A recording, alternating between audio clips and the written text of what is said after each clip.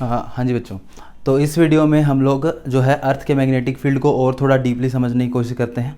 तो magnetic field चाहे वो किसी भी चीज़ का हो, अर्थ का या फिर किसी भी चीज़ का, है तो वेक्टर ही बच्चों।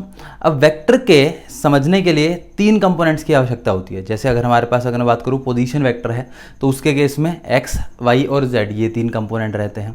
उसी तरह से जो मैग्नेटिक फील्ड वेक्टर है उसको समझने के लिए हमारे पास, क्योंकि ये 3D में स्ट्रक्चर है हमारे पास, तो हमारे पास again we have 3 components in this. Okay, but ये जो तीन कंपोनेंट्स रहेंगे ये एक्स वाई जेड वाले नहीं रहेंगे, we will have it in a different way, क्योंकि ये we have a different kind of symmetry in the earth, that is called the spherical symmetry. तो हम लोग स्फेरिकल सिमिट्री के हिसाब से we have created some other kind of components of this. तो देखते हैं वो कंपोनेंट्स कौन कौन से हैं।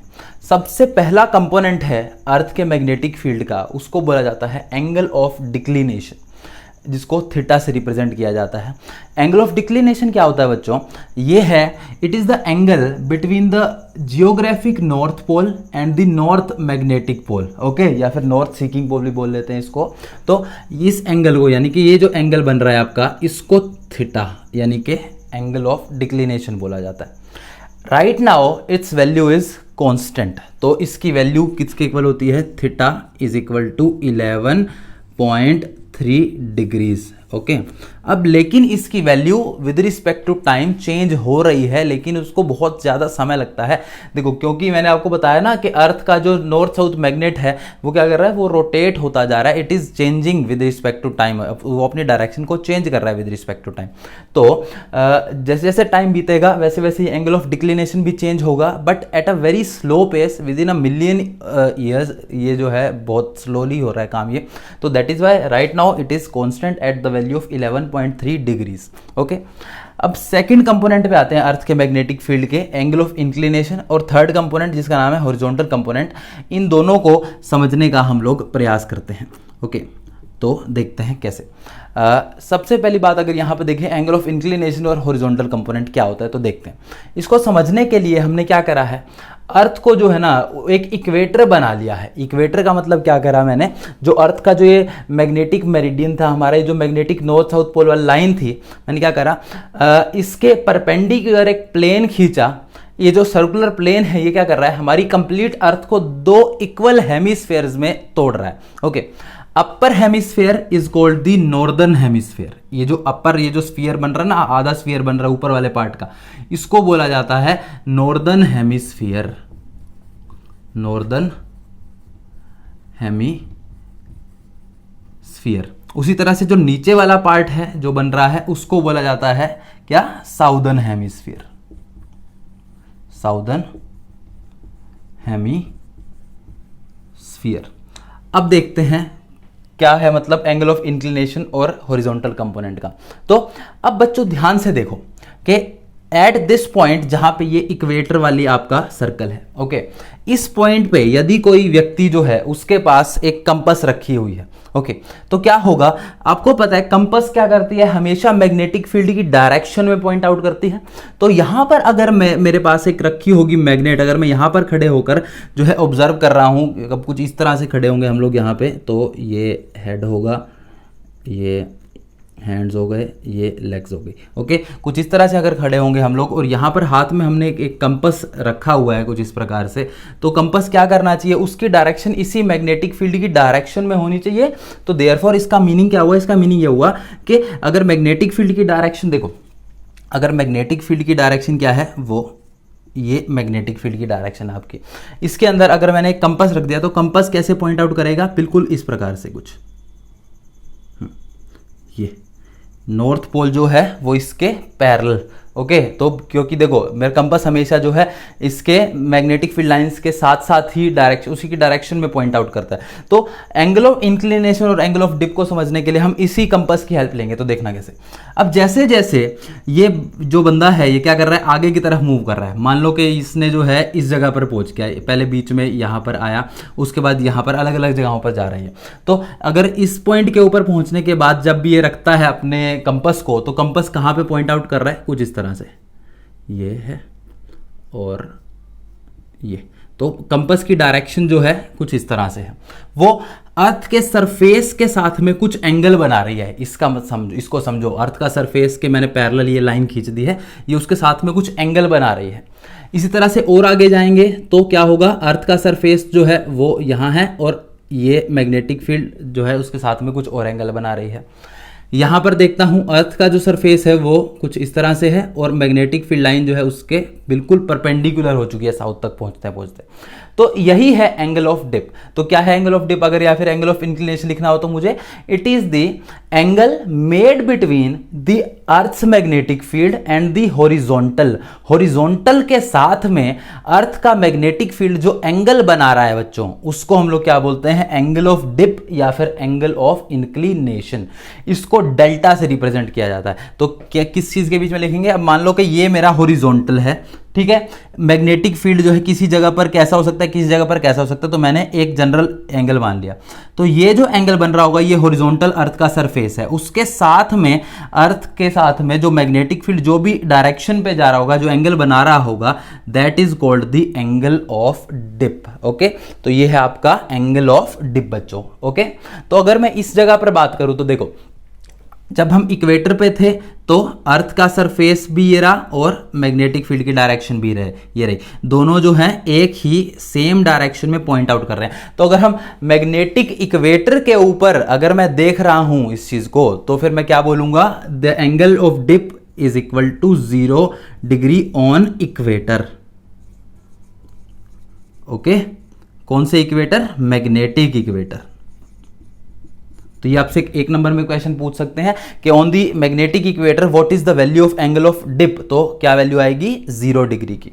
अब बढ़ते हैं आगे की तरफ। तो जैसे जैसे साउथ पोल की तरफ जा रहा हूं, एंगल की वैल्यू धीरे धीरे बढ़ती जा रही है। पहले 0 डिग्री था, फिर बढ़ के 1 डिग्री होगा, 2 degree, 3 degree, at the end वो बिल्कुल परपेंडिकुलरली एंटर करेगा। ओके, इस जगह पर अगर आप खड़े हो, मान लो कि आप जो है ये कनाडा के पास ये जगह है, तो आप कनाडा के अंदर जो है जब इस जगह पे खड़े होगे, अब आपने मान लो यहां पे कंपास रखी, ओके, अपने हाथ में कंपास देख रहे हो कि मैं देखूं नॉर्थ किधर है, साउथ किधर है, तो आपको क्या दिखेगा उस टाइम पर, जो आपका जो कंपास होगा ना, वो इस तरह से पॉइंट आउट ना करके वो अर्थ के अंदर एंटर करता हुआ दिखेगा आपको वो जो कंपास है। ओके, तो इस चीज का आपको ध्यान रखना है। तो दैट इज व्हाई इस जगह पर एंगल की वैल्यू कितनी हो गई, एंगल ऑफ डिप की वैल्यू 90 डिग्री हो गई। तो 90 डिग्री कहा, इनवर्ड गोइंग 90 डिग्री हो गई, where at the north magnetic pole near Canada. Okay, तो इसकी वैल्यू क्या होगी, 90 डिग्री। तो ये पूछ लेते हैं वैल्यू कि what is the value of angle of dip on the poles. Poles के ऊपर उसकी वैल्यू क्या होती है, डेल्टा की वैल्यू 90 डिग्री, यहां पे 90 डिग्री इनवर्ड। ओके, अब मैं क्या करता हूं, इधर ना जाके इस जगह वाले जो है साउदर्न हेमिस्फीयर के अंदर अगर हम बात करें, तो वहां पर मैग्नेटिक फील्ड की डायरेक्शन किस तरह से होती है, इट इज आउटवर्ड गोइंग। तो अगर यहां पर यदि मैं खड़ा हूं और देखता हूं कि किस प्रकार से मेरी कंपास जो है वो किधर पॉइंट आउट कर रही है, तो यहां पर देखो कंपास किस तरह पॉइंट आउट करेगी, हमेशा इस मैग्नेटिक फील्ड की डायरेक्शन में। तो अगर मैं यहां पर खड़े हुए देख रहा हूं तो मुझे कैसा दिखेगा, मैग्नेटिक फील्ड जो कंपास है वो इस तरह से अपर डायरेक्शन में पॉइंट आउट कर रही होगी। ओके बच्चों, तो ये कौन से एंगल पे पॉइंट आउट कर रही है, सरफेस के साथ में। देखो सरफेस के साथ में एंगल क्या बना रही है, वो 90 डिग्री का है ना। तो अगर मैं किसी भी पोल पे हूं, वैल्यू क्या होती है 90 डिग्री की। इसमें 90 डिग्री अपवर्ड, इसमें 90 डिग्री डाउनवर्ड। मतलब अंटार्कटिका के पास जो है अपवर्ड गोइंग होगी और कनाडा के पास जो है वो डाउनवर्ड गोइंग होगी। ओके, तो आई होप ये आपको क्लियर हो गया होगा कैसे इसके एंगल्स बन रहे हैं। तो ये नीचे साउदर्न हेमिस्फीयर है, ये नॉर्दर्न हेमिस्फीयर है। एक और इसी तरह से क्वेश्चन पूछा जाता है कभी कभी कि नॉर्दर्न हेमिस्फीयर में जो मैग्नेट है उसका नॉर्थ पोल वो कैसे पॉइंट आउट करेगा, वो अपवर्ड पॉइंट आउट कर रहा होगा या डाउनवर्ड पॉइंट आउट कर रहा होगा, आप खुद बताइए। तो इसके केस में मुझे साफ साफ दिख रहा है कि नॉर्दर्न हेमिस्फीयर के अंदर, मतलब मैं इस अपर पार्ट में कहीं पर भी खड़ा हूं, मैं तो यहां पर यहां पर यहां पर कहीं पर भी खड़ा हो सकता हूं मैं। मैग्नेटिक फील्ड लाइन कैसी होगी, इनवर्ड गोइंग होगी हर बार। तो इनवर्ड गोइंग होगी तो देयरफॉर उसका मतलब क्या होगा, उसकी डायरेक्शन क्या हो गई मेरी, इनवर्ड। तो मतलब नॉर्थ पोल जो है मेरा कंपास का, वो क्या करेगा, हमेशा कुछ इस तरह से हमेशा अंदर की तरफ जाता हुआ मुझे दिखेगा। ये हमेशा क्या दिखेगा, कुछ नीचे की तरफ झुकाव दिखेगा मुझे नॉर्थ मैग्नेटिक पोल का अपनी तरफ। ओके, कि मतलब जैसे मैं नॉर्दर्न हेमिस्फीयर पे अगर मैं खड़ा हूँ तो मैं देखूँगा अगर मेरी मैग्नेटिक पोल एक कंपास को, तो हमेशा ऐसे नीचे की तरफ झुका हुआ दिखेगा मुझे थोड़ा सा। ओके, अगर मैं इसी तरह से अगर साउदर्न हेमिस्फीयर की बात करूँ तो साउदर्न हेमिस्फीयर पे देखो हमेशा अपवर्ड साइड पे जा रहा है नॉर्थ पोल, क्योंकि रिपेल करना है उसको नॉर्थ से, तो वो क्या दिखेगा मुझे, साउदर्न हेमिस्फीयर में जो मेरा नॉर्थ पोल होगा वैसे ऊपर की तरफ उठा हुआ दिखेगा मुझे थोड़ा सा। तो इस तरह से हम लोग बता सकते हैं, अगर जो नाविक होते थे पहले के ज़माने में, जो लोग जो है बोट्स के ऊपर इधर से उधर जाया करते थे, तो वो इस कंपास की हेल्प से पता लगा लेते थे कि भाई हम नॉर्दर्न हेमिस्फीयर में है, साउदर्न हेमिस्फीयर में है, with the help of this compass thing, के वो देख लेते कि अगर वो नीचे की तरफ पॉइंट आउट कर रहा है तो भाई हम नॉर्दर्न हेमिस्फीयर में है, ऊपर की तरफ पॉइंट आउट कर रहा है तो हम साउदर्न हेमिस्फीयर में है। अब वो कितना पॉइंट आउट कर रहा है ये बताता था एग्जैक्ट लोकेशन को।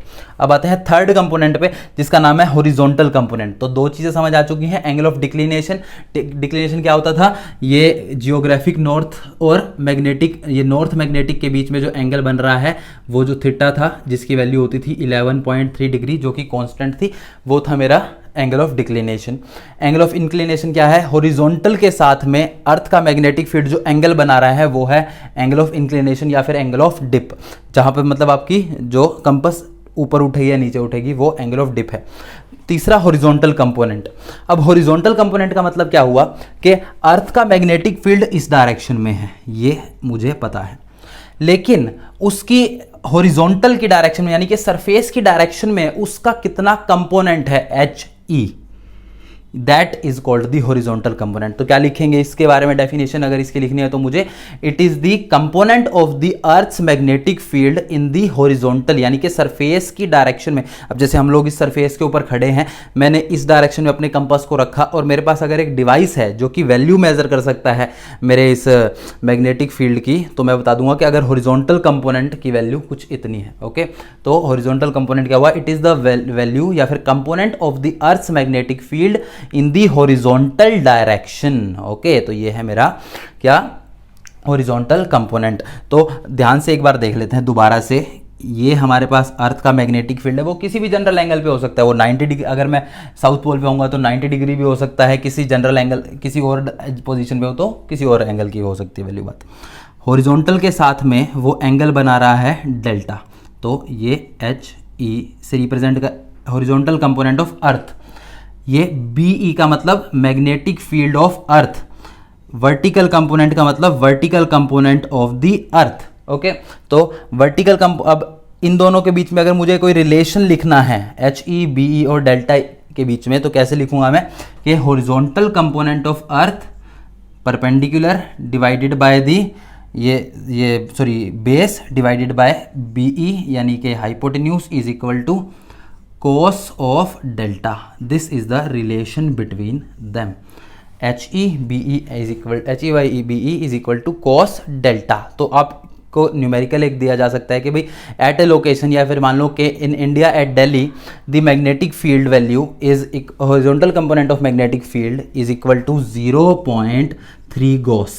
ये मान लो एक फॉर से मैं जस्ट एक एग्जांपल दे रहा हूँ आपको, ये मान लो कि at Delhi the value of the horizontal component of earth magnetic field is 0.3 gauss and the angle of declination, जो कंपास जो एंगल बना रहा है, that angle is equal to the let us say 30 degree. Okay, just for an example I am writing right now. तो ये delta हो गया। अब आपसे पूछे कि भाई what is the value of the total magnetic field of earth, तो कैसे निकालेंगे, B is equal to H E by cos delta. Very easily you can find out this value.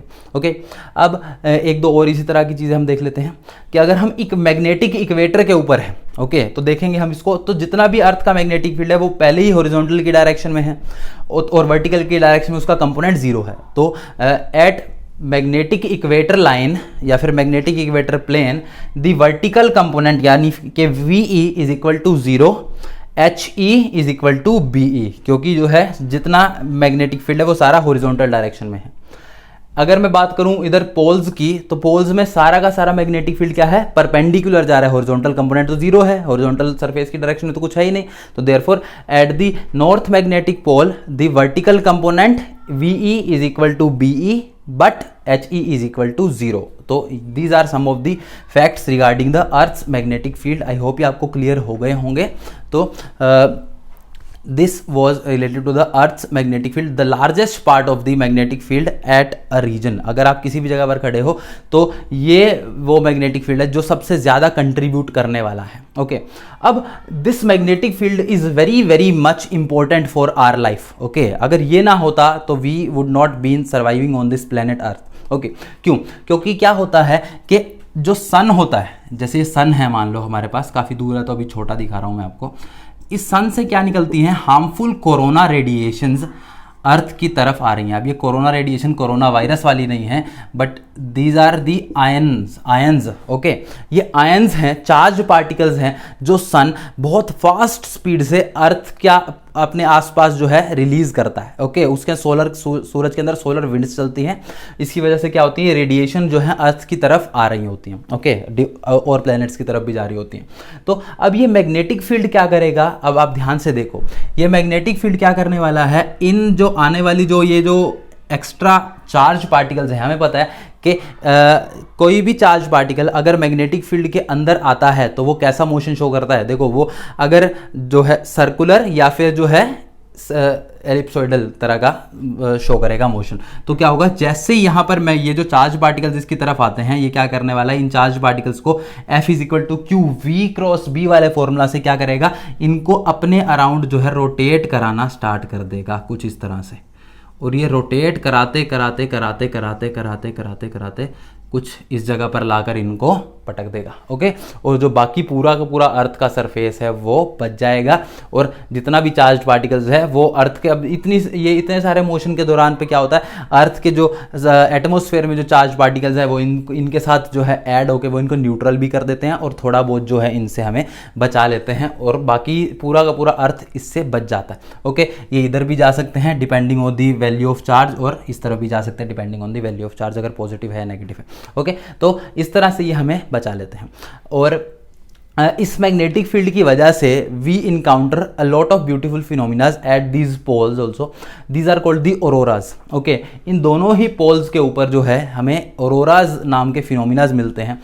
वो फिनोमिना कैसे काम करते हैं कि हमें पता है अर्थ का जो एटमॉस्फेयर है उसके अंदर ऑक्सीजन एंड नाइट्रोजन प्रेजेंट है।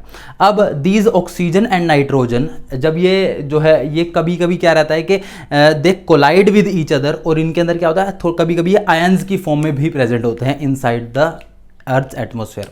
ये जो ऑक्सीजन और जो नाइट्रोजन आयंस हैं, O2 के आयंस और N2 के आयंस जो हैं वो क्या कर रहे हैं? वो इस मैग्नेटिक फील्ड की प्रेजेंस में क्या करते हैं? वो रोटेट करते हैं। ओके, इस रोटेशन की वजह से क्या होता है?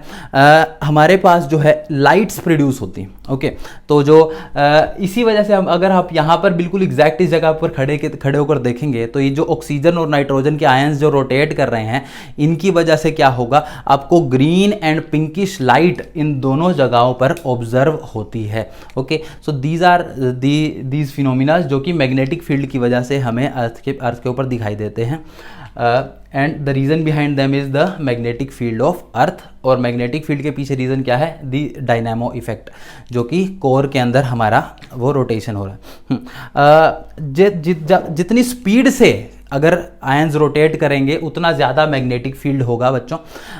कुछ प्लैनेट्स, अब जैसे देखो, अब तुम्हारा क्वेश्चन ये हो सकता है कि सर क्या मैग्नेटिक फील्ड जो है केवल अर्थ का है या और भी प्लैनेट्स का है? तो ऑफ कोर्स दूसरे प्लैनेट्स का भी अपना मैग्नेटिक फील्ड है। जुपिटर का भी है, सैटर्न का भी है, थोड़ा बहुत मार्स का भी है। अब तो ऑलमोस्ट कंप्लीट ख़त्म ही हो चुका है वो, तो थोड़ा सा ही बचा है मीन्स मार्स के अंदर। तो देखें तो अलग अलग प्लैनेट्स के अंदर भी मैग्नेटिक फील्ड होता है due to the same phenomena, these rotations of ions present inside the earth's planets core. Okay, जितना स्पीड से ये रोटेशन शो करेंगे, अब देखो आपको पता है कि magnetic field is directly proportional to the current. जितना स्पीड से कोई चीज़ रोटेट करेगी उतना ज़्यादा करंट होगा और उतना ज़्यादा मैग्नेटिक फील्ड होगा। यही वजह है कि जुपिटर के अंदर, क्योंकि रोटेशन ऑफ आयंस बहुत फास्ट है, जुपिटर की अपनी खुद की रोटेशन बहुत फास्ट है, उसकी वजह से जो होती है क्या होती है कि जो अंदर वाले जो आयंस हैं उनकी रोटेशन भी फास्ट हो जाती है, और उसकी वजह से क्या होगा? वो मैग्नेटिक फील्ड जनरेट करने लगता है, that is a very large value as compare to the earth. तो जितना ज़्यादा फास्ट रोटेशन होगा किसी प्लेनेट का, उतना ही फास्ट उसका मैग्नेटिक फील्ड भी होगा। तो ये था regarding the magnetic field of earth and a basic idea of the magnetic field of other planets. Mars के तबाह होने के पीछे एक वजह ये भी है कि वहाँ पर जो ये मैग्नेटिक फील्ड था वो बहुत कम था एज़ कम्पेयर टू दी अर्थ। तो इसकी वजह से क्या रहता था, क्योंकि उसके अंदर रोटेशन स्पीड कम थी आयंस की, तो उसकी वजह से क्या हुआ, उसका पूरा का पूरा एटमॉस्फेयर जो है उड़ गया था। ये जो कोरोना रेडिएशन आई, उन्होंने क्या करा, उसके पूरे के पूरे एटमॉस्फेयर को उड़ा कर ले गई। तो we should thank this magnetic field due to earth कि हमारा जो है एटमॉस्फेयर इसकी वजह से इंटैक्ट रह जाता है। Okay, so this was regarding this magnetic field part. And आपको कोई भी क्वेश्चन आता है इससे रिलेटेड तो आप मुझसे पूछ सकते हैं। Thank you very much.